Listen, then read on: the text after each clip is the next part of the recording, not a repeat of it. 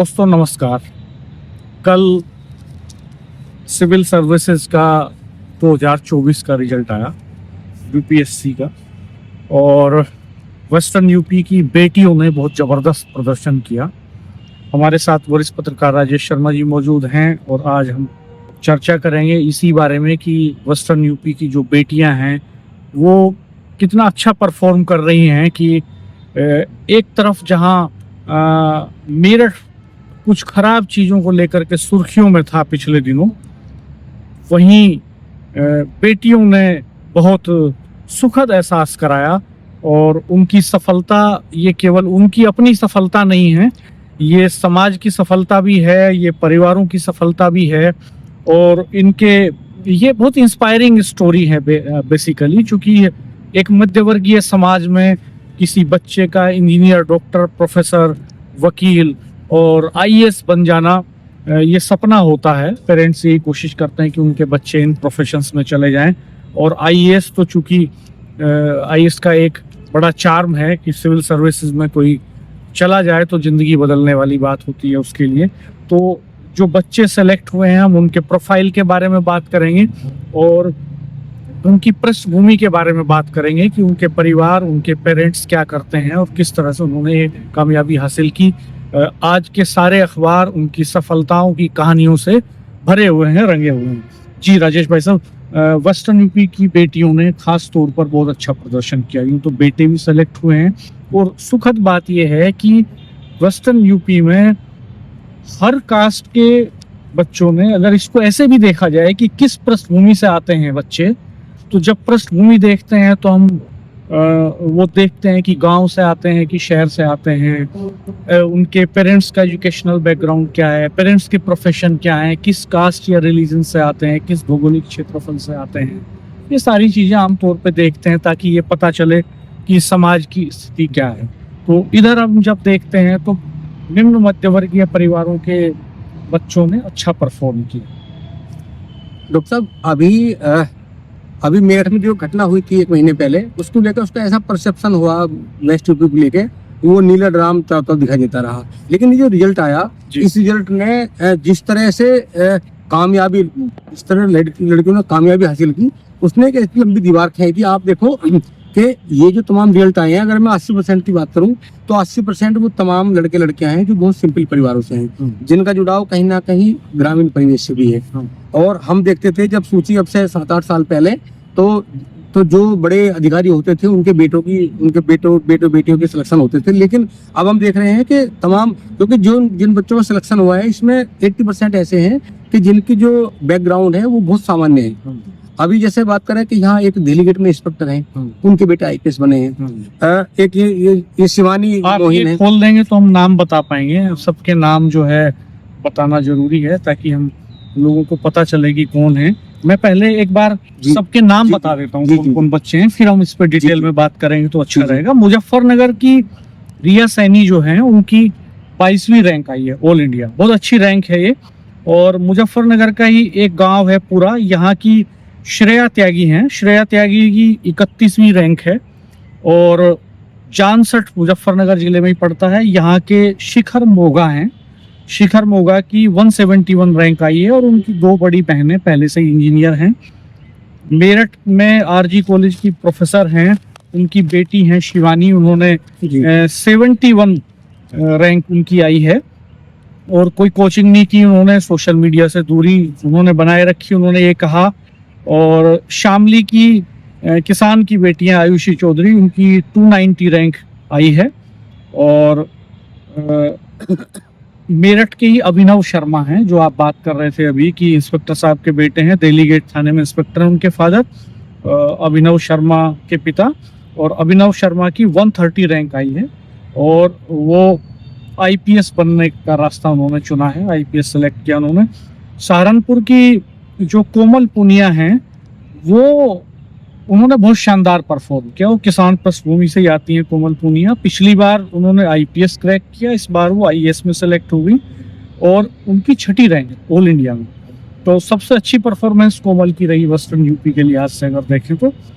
और बुलंदशहर के यमुनापुरम के में रहने वाले तुषार सिंह के फादर जो हैं वो NREC कॉलेज खुर्जा में प्रोफेसर हैं और तुषार की 385 रैंक आई है।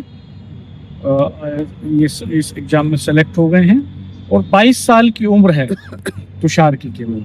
बहुत यंग एज में वो सेलेक्ट हो गए हैं और बिना कोचिंग के उन्होंने ये सफलता हासिल की है। एक सहारनपुर के सरसावा के हैं आयुष सैनी, उनके फादर राजवीर सैनी जी BDO हैं, 194 रैंक उनकी आई है। और श्रेया सिंघल जो हैं, श्रेया सिंघल एक IAS हैं, उनका ये कहना है कि आयुष सैनी का ये कहना है कि उनका रिटायर्ड IAS हैं श्रेया सिंघल, उनको मार्गदर्शन मिला। बड़ौद की श्वेता शर्मा भी सिलेक्ट हुई हैं, उनकी 166 रैंक आई है और पहले IFS में चयन हो गया था उनका, इस बार वो IAS में सिलेक्ट हुई हैं। तो ग्रामीण पृष्ठभूमि से निकली अधिकांश बेटियां और इन बेटियों ने ये साबित कर दिया कि वो किसी से कम नहीं है। मैं दिखाना भी चाहूँगा, देखिए ये कोमल शर्मा है, वो ये कोमल पूनिया है जो सहारनपुर की रहने वाली हैं। ये आप देखेंगे रिया सैनी है और ये श्रेया त्यागी हैं मुजफ्फरनगर की। आयुषी चौधरी शामली से हैं और शिवानी गुप्ता हैं, मेरठ से हैं शिवानी। अभिनव शर्मा भी मेरठ से हैं। और ये आप देखेंगे तुषार 22 साल की उम्र में IAS बने हैं, बुलंदशहर के रहने वाले हैं। और ये शिखर मोघा हैं जानसठ से, और आयुष सैनी और श्वेता शर्मा। तो ये परफॉर्मेंस बहुत ही शानदार रही वेस्टर्न यूपी के बच्चों की। और एक खास बदलाव राजेश भाई साहब, ये भी मैं आपका एक्सपर्ट कमेंट लेना चाहूँगा इसमें। एक खास बात ये भी देखने में आई है कि जो सोसाइटी में फाइनेंशियली क्रीमी लेयर है, वो उसके जो बेटे बेटियां हैं उनका एक वक्त में रुझान रहता था IAS IPS में, लेकिन अब उसका रुझान नहीं है। वो विदेश जाना चाहता है, वो IIT में जाना चाहता है, वो मैनेजमेंट की एजुकेशन हासिल करना चाहता है, MBA करना चाहता है, तो फिर विदेश चले जाते हैं बच्चे। तो इससे भी एक स्पेस मिला गांव देहात में। जी जी जी। ऐसा ना डॉक्टर साहब, पहले जब हम आपसे पहले बात करते थे तो पहले जो IAS अधिकारी होते थे या इंजीनियर होते थे, उनके बच्चों का बेस होता था कि उन्हें सिविल सर्विस में जाना है। लेकिन अब चूंकि उनके फादर रहे लगातार सर्विस में रहे, अब उन्हें लगता है कि उनको क्रेज है, वो अब जो है इंजीनियरिंग कर रहे हैं। इंजीनियरिंग के बाद में वो मैनेजमेंट की पढ़ाई कर रहे हैं और वो जाना चाहते हैं कि विदेश में और अच्छी कंपनी, बड़े हायर। क्योंकि IAS और IPS बनने का जो रास्ता है वो बहुत आसान है भी नहीं। बिल्कुल। IAS IPS बनने के बाद पहली पोस्टिंग आदमी को मिलती है ट्रेनी IAS के तौर पे, तो वो कहीं SDM बनाए जाते हैं, ACM बनाए जाते हैं, फिर उनको CDO धीरे धीरे जो है ADM कहीं अपर नगर मजिस्ट्रेट की वो दी जाती है जिम्मेदारी। फिर धीरे धीरे कई बार तो BDO से ही शुरू होती है ट्रेनिंग, फिर धीरे धीरे फिर CDO बनता है आदमी, CDO बनने के बाद फिर DM बनता है। DM सबसे प्रेस्टिजियस पोस्ट है, DM और SSP। तो जो असली जलवा है IAS IPS का वो इन्हीं पदों में है, 2 पदों में। लेकिन कोई भी IAS अपने करियर में बहुत लंबे समय तक तो DM बने नहीं रह सकता या IPS बने नहीं रह सकता। उसमें पॉलिटिकल, उसकी भी अपनी एक पॉलिटिक्स है, उसका अपना एक रोल होता है। किस पार्टी की सरकार है, किस तरह के लोगों को पसंद किया जा रहा है, किस तरह के लोगों को नापसंद किया जा रहा है, इसकी बड़ी भूमिका होती है। अदरवाइज तो सचिवालय में जब रहते हैं तो माना जाता है कि सचिवालय में डिमोशन हो गया, तो उसकी अपनी पेचीदगियां हैं। तो इसके चलते जो क्रीमी लेयर के बच्चे हैं वो चूंकि लग्जरियस लाइफ जीना चाहते हैं, धूल में, गर्मी में, सर्दी में, भीड़ के बीच में जाके भीड़ को कंट्रोल करना होता है, लॉ एंड ऑर्डर मेंटेन करने के लिए, डेवलपमेंट को देखने के लिए ग्रास रूट पे जाना होता है। बाढ़ आती है तो बाढ़ में आपने देखा होगा बहुत सारे IAS IPS को कि वो बाढ़ में घुसे हुए हैं, पानी में नाव में बैठ के, ट्रैक्टर पे बैठ के यात्रा कर रहे हैं, जायजा ले रहे हैं। तो एक टफ जॉब है, ग्लैमर जरूर है, फौज फाटा जरूर है जबरदस्त, लेकिन उतना भी बहुत वो एकदम आसान नहीं है। कई बार तो तंगे होते हैं तो हेलमेट लगा करके ग्राउंड पे जाना पड़ता है, मॉब को हैंडल करना पड़ता है। वो एक अलग बात है कि प्रोटोकॉल फौज फाटा रहता है, जवान रहते हैं, आर्मी की फोर्सेस रहती हैं ठीक ठाक, लेकिन फिर भी चुनौतीपूर्ण काम है। और MBA और IIT करके, IIM से निकल के विदेश चले जाना और वर्क फ्रॉम होम के कंसेप्ट में चले जाना और करोड़ों के पैकेज पे चले जाना, वो थोड़ा एक ज़्यादा चार्मिंग है। उस तरफ एक हमने पिछले कुछ सालों में देखा ट्रेंड ये भी कि कुछ आईएएस आईपीएस भी उस तरफ चले गए। बिल्कुल बिल्कुल जी डॉक्टर साहब, देखो ये कहा जाता है कि ये कहा जाता है कि अगर कोई अधिकारी है, अगर कोई अच्छा जीवन, अगर हमारे माँ बाप अच्छा जीवन जी रहे हैं, हमें अच्छा पढ़ाते हैं, तो हम वो संघर्ष नहीं कर पाते जो संघर्ष जो मध्यम परिवार का है वो करता है। हमारे लिए क्योंकि बहुत सारी सुविधा होती है, मध्यम परिवार का जब देखता है पूरी सब सुविधाओं को तो मिल नहीं पाती, और उसे लगता है कि पढ़ाई एक ऐसा साधन है कि मैं इस लक्ष्य को पूरा कर सकता हूँ। तो अब लगातार पिछले 2-3 साल से जो रिजल्ट आ रहे हैं, हम देख रहे हैं कि जो आईएएस आईपीएस अधिकारियों के बच्चे हैं वो वहाँ अपना रिजल्ट नहीं ले पा रहे, लेकिन जो सामान्य परिवार के जो उनसे प्रेरणा ले रहे हैं वो आगे बढ़ रहे हैं लगातार। और अब भी मैं 2 के जिक्र करना चाहूंगा, जैसे कोमल पुनिया सहारनपुर में है, तो जब 2024 का रिजल्ट आया तो उसकी 474वीं उनकी रैंक आती है, और उस रैंक पे वे जो है आईपीएस बन जाती है। हालांकि अभी ट्रेनिंग में है अभी वो। हाँ, 2024 का रिजल्ट तो अभी आया है, 23 का रिजल्ट आया था पिछले बार। वो अभी भी देखो, वे अभी भी ट्रेनिंग कर रही हैं, है ना, और इस बीच में उन्होंने 6ठी रैंक हासिल की। ये बड़ी उपलब्धि है। अब जैसे बागपत की जो श्वेता है, श्वेता शर्मा, इनका रिजल्ट है, तो पहला जब ये एग्जाम पास करती है तो वो आईएएस बन जाती है, और वो दोबारा करती है तो रैंक बढ़ती है, और वो रैंक पे आईएएस अफसर के लिए आ जाती है। तो ये लग रहा है, तो डॉक्टर साहब ऐसा, अब जैसे अगर तुषार सिंह की बात करें, जो तुषा है ये बुलंदशहर वाले तुषार सिंह, इनका तो बड़ा रिकॉर्ड अभी उनकी, क्योंकि 22 साल की उम्र है। इनके फादर एनआरसी कॉलेज खुर्जा का बहुत प्रतिष्ठित कॉलेज है, उसमें प्रोफेसर। तो आप देखो 22 साल की उम्र में जो एग्जाम, जो यूपीएससी का एग्जाम क्वालिफाई करते हैं, हमें लगता है कि वो अब कोई इधर के कोचिंग में नहीं लेते। तो आप देखो कैसा ब्रेन, वो आगे क्या क्या बनना चाहेंगे। हो सकता है कि फिर आगे एग्जाम दे और रैंक अपनी बढ़ा सकते हैं। तो अब दूसरा कारण जी क्या है कि जैसे हम वेस्ट यूपी की बात करें, तो वेस्ट यूपी में लगातार पिछले 1 दशक में लगातार बढ़ोतरी आई है। यूपीएससी को लगातार सामान्य परिवार के लड़के क्वालिफाई कर रहे हैं। तो एक तो उनमें लगन बढ़ी है, दूसरा हमारे पास में दिल्ली है, तो दिल्ली में हालांकि सीख के कोचिंग करते हैं वो, तो और बहुत सारे रास्ते हैं, लेकिन प्रेरणा बहुत लेते हैं।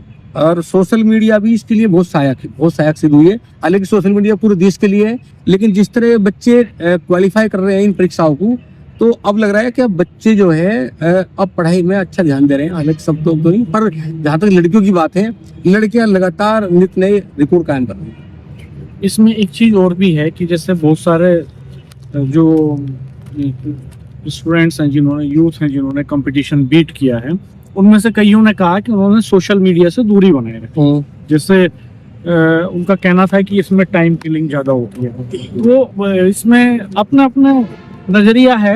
हालांकि इंटरनेट ने दुनिया को बहुत बदला, इंफॉर्मेशन बहुत सारी है, वो आपके पास एक क्लिक पे, ध्यान भी भटकाता है, कई सारी चीजें हैं। तो अपना अपना नजरिया, अपना अपना तैयारी करने का तरीका है।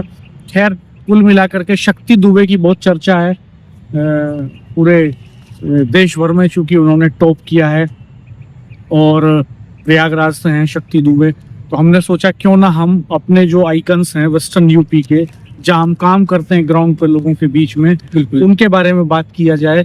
तो इस नज़रिए से हमने इस पे बात की। और ख़ास बात ये भी है कि अलग अलग सोशल बैकग्राउंड के ये बच्चे हैं। इनमें से 2 बच्चे ऐसे हैं जिनके माता या पिता प्रोफेसर हैं, पुलिस में हैं, किसान हैं, साधारण परिवारों से हैं, निम्न मध्यवर्गीय परिवारों से हैं, और कास्ट वाइज भी अलग अलग कास्ट का रिप्रेजेंटेशन इसमें है। फॉरवर्ड कास्ट भी हैं, बैकवर्ड कास्ट भी हैं इसमें, और एससी भी हैं। सबका रिप्रेजेंटेशन वेस्टर्न यूपी से है। और वेस्टर्न यूपी में अब गांवों से आईआईटीएन निकल रहे हैं, गांवों से आईआईएम में जाने वाले बच्चे निकल रहे हैं। बहुत अच्छा परफॉर्म कर रहे हैं वेस्टर्न यूपी के बच्चे भी। तो एक वक्त था जब इस पर बिहार का कब्जा था, जब प्रयागराज का कब्जा था, और ये भी कहा जाता है कि अभी एक मैं देख रहा था सोशल मीडिया में, ये भी चल रहा था कि जो छात्र संघ है आईआईटी कानपुर का, उसने एक इंफॉर्मेशन जारी की कि उनके 600 लोग आईएएस बने, आईआईटी कानपुर से निकले हुए। तो बड़े बड़े लोग वहाँ से निकले। मेरठ में भी एक टाइम में 6-7 आईएएस, तो आईएएस आईपीएस लगभग 8-10 तो पोस्टेड रहते ही हैं। पिछले 20 साल के करियर में 40-50 आईएएस आईपीएस से आपका हमारा भी बिल्कुल वास्ता पड़ा, उनसे बातें हुई करीब से। तो उनमें से मैक्सिमम हमने देखा कि आईआईटी की बैकग्राउंड से बहुत सारे लोग। खैर दोस्तों, आप क्या सोचते हैं? कमेंट बॉक्स में रिएक्शन जरूर दीजिएगा कि आपका क्या कहना है। और आईएएस क्रैक करने वाले इन बच्चों को, इन यूथ को बहुत सारी शुभकामनाएं हमारी तरफ से, politicaladda.com की तरफ से, जो हमारा वेब पोर्टल है, और हमारे यूट्यूब चैनल्स की तरफ से। तो आप हमारे साथ बने रहिएगा, चैनल को सब्सक्राइब कीजिएगा, बेल आइकन प्रेस कर दीजिएगा, नोटिफिकेशन ऑन कर दीजिएगा। धन्यवाद, नमस्कार।